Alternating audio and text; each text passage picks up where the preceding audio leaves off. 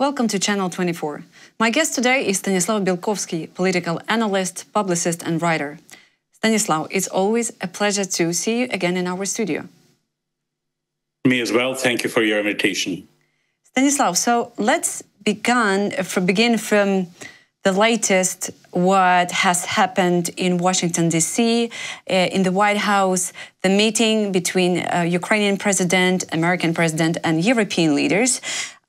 Don't you have an impression that somehow Donald Trump is in a rush to force Ukraine for any type of peace negotiations with Russia? Donald Trump is looking for any pretext to start his cooperation with Vladimir Putin in business fields, especially being himself under pressure of his closest partner, Stephen Witkoff. We're very interested in such cooperation personally and from business point of view. And that's why American president imposes this pressure on Ukraine, on Vladimir Zelenskyy and its European partners to accept some conditions of Russia, which now seem to a very considerable extent unacceptable. And in my opinion, the most positive result of Washington meeting was that Trump was not so much successful in it. Before the meeting, he proclaimed that either Vladimir Zelenskyy agrees to several conditions proposed by Trump, but actually, in reality, on behalf of Vladimir Putin, and if not, so America puts stop to any military and financial support of Ukraine. But the result was a little bit different.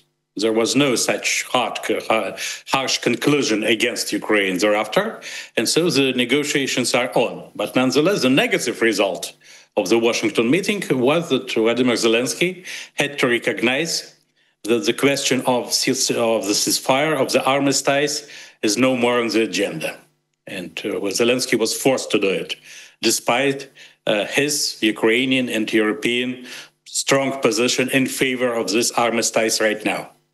Don't you think that they didn't have any harsh conclusion just because that the European leaders were present in there? The president of Finland that Trump loves so much, and I cannot say he admires him, but they are in a good relationship. But don't you think that the presence of European leaders in Washington was playing a huge role in that? No, I wouldn't determine it as a huge role, but a considerable role. Okay. I would say so. Yeah. Of course, because without the support of European leaders, Vladimir Zelenskyy could meet it much harder reception from Trump's. But at the same time, we see that Donald Trump doesn't really know what he's doing, what he's approaching, what the march of events should really be. Because at one hand, he's very eager to start his cooperation with Vladimir Putin in the field of Arctics, natural resources, data centers, and so on and so forth. On the other hand, he cannot admit what he does mean in reality. He is forced to show his willingness and will for peace in Europe and for ending of this dreadful war in Ukraine. And he cannot avoid being involved in that, and avoid involvement in that, because he promised it to bring peace to Europe and to Ukraine, to his constituents, to American political establishment, because among Republicans, the idea of supporting Ukraine is still very popular, and the Republican establishment, of course, having not so much to do with Donald Trump as far as ideological priorities are concerned, but nonetheless, formally, Donald Trump is a Republican president, though, of course, the Republican Party of these days is not much similar to the great old party GOP of the past. But nonetheless, he should respect the Republican elite. Republican elite is for Ukraine and against Putin's totalitarianism and war. And so Trump promised to himself to put stop to this war as soon as possible. That's why he's forced to do it. He cannot undermine all the efforts of putting stop to the war, despite, of course, he shows his willingness to get out of it, to step aside, and he still emphasizes that it's Joe Biden's war, not Trump's. So, but after the Alaska negotiations, Alaska meeting with Vladimir Putin showed that Trump accepted many proposals and ideas of Putin's and has shifted toward Putin's position support on many key issues concerning this war. The Washington meeting showed that Trump is not so much stable in his perception what should be done next. Now he insists on this Putin-Zelenskyy summit, but in my opinion, we should not expect such a kind of summit soon enough because Putin, of course, does not conceal his personal, not just antipathy, but actually hatred to Vladimir Zelenskyy. Vladimir Zelenskyy actually is an allergen for him. And I think now Russia is talking about raising the level of delegations in Istanbul. But by the way, this raising of the level of delegations could imply just a raising of level of Vladimir Medinsky, head of Russian delegation, who could turn out, who could be appointed, for instance, deputy Putin chief of staff or deputy prime minister or something alike. Even such, because in Putin's conscience, Medinsky should be responsible for the negotiations, or maybe Putin would appoint Sergei Shoigu, Russian Secretary of Security Council, to be head of delegation. But the summit, the direct and personal meeting between Zelenskyy and Putin, doesn't seem probable these days, regardless of Donald Trump thinks of it. And the basic idea, of course, of all is that there is no ceasefire, no armistice. And Putin is sure that he, in 2-3 months, the situation in the war fields would turn favorable for him, and in such way he would get new mechanisms of pressure onto Ukraine and Vladimir Zelenskyy, despite all the ideas of cooperation with Trump and Trump's willingness to stop this war.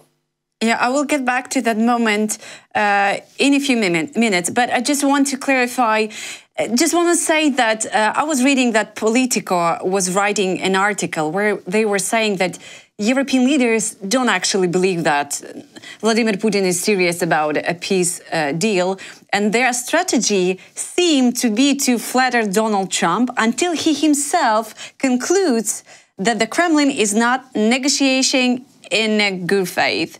And is Europe truly prepared for the moment when Trump suddenly decides Putin must be pressed much harder? Or do they prepared to stay alone without Donald Trump? Today, contrary to the situation of 28th of February of the first meetings, that scandalous meeting between Vladimir Zelenskyy and Donald Trump in the White House, everybody knows how to deal with Trump. First and foremost, you should flatter him. You should emphasize he's the greatest of all times. Secondly, you should never say no. You should say yes, but at the same time, you could act on your own. Do whatever you want to do, but just say yes. Never dispute with Trump over his point of view, which could change easily, because Donald Trump has problem with concentration.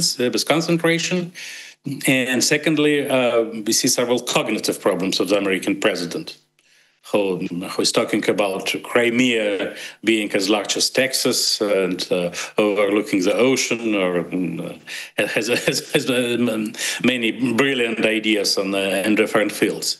I think the question of mental health of Donald Trump is at least disputable. But nonetheless, Trump remains the most influential person in this world. Stanislav, you think it's about mental health? Sorry, do you think it's about mental health or just a bad education? No, not to such extent. Okay. First, Trump is, of course, has numerous difficulties with concentration. It stems roots deeply into his psychotype. But at the same time, I see that he forgets what he's talking about, and it's become a little bit similar to Joe Biden's manner of the most recent years. Of course, Donald Trump's psychotype, the temperament of him is quite different from Biden's, but some things in common we could observe right now. But put it aside, at least now. So Trump is not so much interested to put any additional pressure onto Putin and Putin's Russia, Because even if we consider why Putin imposed those secondary tariffs against India, Russian oil was just a pretext. The real reason was to make India prepared for more favorable trade agreement with America and to open Indian markets for some American goods and corporations. It had nothing to do with really with the war in Europe, war in Ukraine. And Trump wants to trade with Russia and to establish the cooperation in the business fields I mentioned. So Putin is hopeful that if Putin is formally prepared for negotiations as well, but he means by negotiations some defeat of Ukraine, capitulation or at least semi-capitulation of Ukraine. So the sense and essence of the term negotiations for Putin and for on one hand and for Ukraine and Europe on the other hand are quite different. But Trump wouldn't penetrate into those different differences, which he considers as tedious details. He shouldn't get bogged into. So for him, there should be some negotiation process. And he promised, as we remember, the armistice on the 20th of April at the common Orthodox and Catholic and Protestant Easter. Then he promised a summit of three, himself, Putin and Zelenskyy, on the 22nd of August, which definitely would not happen as we see it now. Now he's eager about Putin-Zelenskyy meeting, but in the next week he could admit there is no such summit, but Russia has raised the level of the delegation. It is a result of Trump's efforts. And it could last long before Putin would be quite sure that the level of attrition, level of exhaustion of Ukraine would bring Ukraine to the negotiation table on quite different conditions. And Ukraine would agree for such concessions like withdrawal from Donbass, troops withdrawal from Donbass, and some other concessions, including alterations, bringing alterations into the Ukrainian constitution and so on and so forth.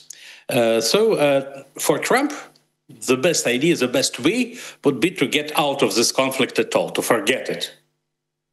But unfortunately, for the reasons we just discussed, he cannot do it in such way. He cannot act such. Yeah, and back to the Oval Office situation and scandal situation that was before. Now, during the White House meeting, much attention was paid to diplomatic gestures. Zelenskyy thanked Trump more than 10 times, 11 if to be specific. 11 times, yes.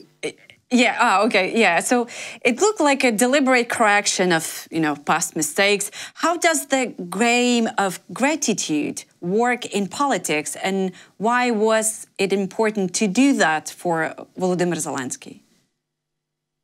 11 thanks to Donald Trump have nothing to do with politics. It's just a matter of psychology and peculiarities. It concerns peculiarities of Trump's perception of reality, because the biggest maybe psychological problem of American president is a deficit of love during his life. And everybody now should show his love and his admiration to American president. Getting back to cognitive problems, we remember that Donald Trump did not recognize Alexander Stubb, the president of Finland, with whom he plays golf, and Alexander Stubb was advertised by European politicians, by European leaders, as a probably best partner, negotiation partner of Trump. And Trump did not recognize him at the table. He forgot how Alexander Stubb looks. It was not a diplomatic step. It was the reflection of some cognitive problems, I think, which we should not underestimate when we are talking about how far Trump could concentrate on his own promises and how he perceives the promises, how far he remembers what he has promised, what he has proclaimed himself, especially when it's about concrete figures, days, weeks, and so on and so forth.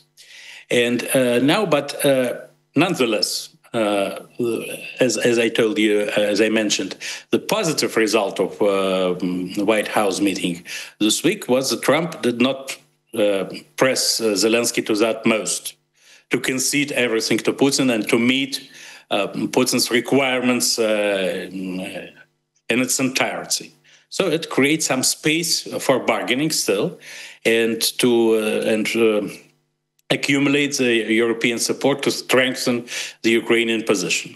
But analyzing what Putin is going to do, about what he's inclined to do, and what he does think, Putin, first and foremost, acts as a historian, as a specialist in Russian and global history, world's history. And as a historian, he's quite sure that several times in its history, Russia could not convert the military successes into large political victories, because the willingness of Russian tsars, emperors, to satisfy the Western partners without equal compensation from their part. At least 3 times. In 1762, during the war with Prussia, Russia could take over Berlin but stopped. Secondly, during the war against Napoleon in 1814, Alexander I could place the Russian-connected monarch in France, and in such way get direct control over the basic vehicles, basic instruments of European politics. But he made dramatic concessions to the Great Britain, to the British Empire, and other allies. And thirdly, the story of Constantinople in 1878, when Russian troops could take Constantinople, but stopped this, halted being just 12 miles from it under pressure of Great Britain and Austria. And now Putin, in his perception, doesn't want to repeat such mistakes as he considers it. He should win the war with Ukraine, and after the victory, he would get back to any negotiations with Trump on all the questions interesting for American president. American president still does not realize how far Putin, how consistent and consequent Putin is going to do in carrying out such a kind of strategy. But Putin would promise everything to Trump to satisfy him. And Putin is, of course, very talented psychologist, with a great experience. He plays very well his role of a good son to aging father, Donald Trump, this devoted son, as he played it in his communication with former bosses, Mayor of St. Petersburg, Anatoly Sobchak, and first President of Russian Federation, Boris Yeltsin. Now, father number three for him is Donald Trump. And Putin knows brilliantly how to deal with such a person. That's his advantage as well. But Trump is not fully alone, even inside American establishment. Many Trump's assistants, top officials of America, like Marco Rubio, for instance, Secretary of State and now acting Trump's security advisor, understand what's going on, what's happening, and are much more critical toward Kremlin and Putin than Trump is. So we can pin our hopes that there could be some more balanced position of U.S. administration in coming weeks and months, though we should not exaggerate the willingness of Trump to impose any additional pressure onto Putin and Kremlin. Yeah, I have not a lot of hope for that. You know, Stanislav, Russia, just yesterday, they proposed a three-way meeting between Trump, Zelenskyy, and Putin in Moscow. Now we hear the conversation. It may happen. I know you don't believe in that, but there is a discussion. It may happen in Hungary.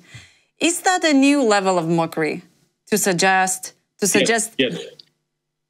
No, it could be considered as mockery or just a willingness to undermine the idea of meeting itself. Because Moscow is unacceptable for Zelenskyy, of course, and Budapest doesn't differ much from Moscow, because Hungary is now the outspoken enemy of Ukraine, and so Viktor Orban is a business partner of Vladimir Putin. So both Moscow and Budapest are offered even to make Vladimir Zelenskyy to refuse this proposal and to give Vladimir Putin another chance to talk, to say that it's Vladimir Zelenskyy and Ukraine are against peace negotiations, not Russian president. Can they arrest him in Budapest, or Hungary is not a part of that criminal court deal? No, Hungary has got out of it. Okay. No, of course, Putin would not be arrested. It's not a question of such kind of risks. Wherever he comes, even to Switzerland or France, it's not a risk for him. But Putin is not inclined to meet Zelensky. He hates him, and he wants to deal with. He wants to establish direct contacts with the next Ukrainian leader, as he hopes and perceives it. In 2-3 months, but what is the biggest source of hope of Vladimir Putin? So in 2 or 3 months, to raise the level of Ukrainian attrition to such extent that Vladimir Zelensky would had to step down under the pressure of war factors, and the same under the pressure of the United States as a senior partner of Russia in this situation. And then the Ukrainian parliament elects the provisional president with whom Vladimir Putin would meet personally. That's Putin's idea, Putin's plan. Of course, we still don't know how successful Vladimir Putin could be in accomplishment of this plan, and how Donald Trump would perceive it if and when he realizes this plan in all its entirety. But by now, the idea of Putin is to postpone the probable meeting with Vladimir Zelensky as far as possible.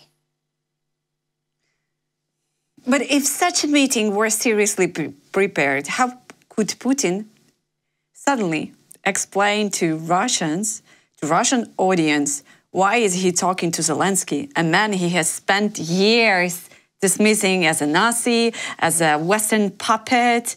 Wouldn't that shatter the, Kremlin's own propaganda? Putin is not anxious about such questions. He is a leader of totalitarian regime, not democratic one. And he has a machine of totalitarian propaganda which would resolve any questions, any problems. This machine would explain to Russian people everything and anything. Even if Vladimir Putin would have to meet with Vladimir Zelensky to head such summit, he's not very much bothered about how to explain it to Russian people. It would be explained, and Vladimir Putin has no real elections, has no real constituents, so it's not a problem. The problem for himself is the meeting itself. He doesn't want it because of his strong, profound antipathy to Vladimir Zelensky. We can remember that Vladimir Putin has been, for all his political life, going to be treated as such a kind of tough guy. But how he acted, for instance, on the 23rd of June 2023, during the Yevgeny Prigozhin's coup d'etat attempt, we remember that he was not a tough guy. He fled Moscow.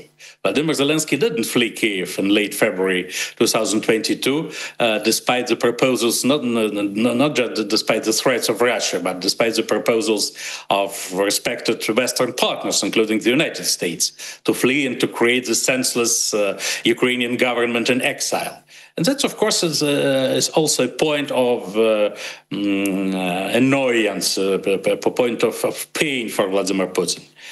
He wants to show Vladimir Zelensky he has not just got a victory over Ukraine, but he has ousted Vladimir Zelensky from his post. That's why he's by no means inclined to such a meeting, at least shortly. But of course, the situation could turn out in such a way that Vladimir Putin would be forced to meet Zelensky. It's another question, but for him, how to explain it, how to talk with Russian people is not a problem at all. All of the problems for him are in international and military fields. Today is going to happen a discussion in Pentagon regarding security guarantees to Ukraine. Do you think this is a sign that European leaders, I've heard they're supposed to be there, that the European leaders with the United States are serious as never about security guarantees to Ukraine?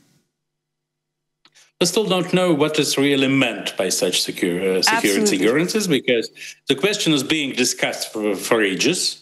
but we are talking especially about Budapest as a potential city of course, incredible Putin and Zelenskyy meeting. We remember the Budapest Memorandum of 1994, which is a symbol of how those security guarantees were really treated by Western partners of Ukraine.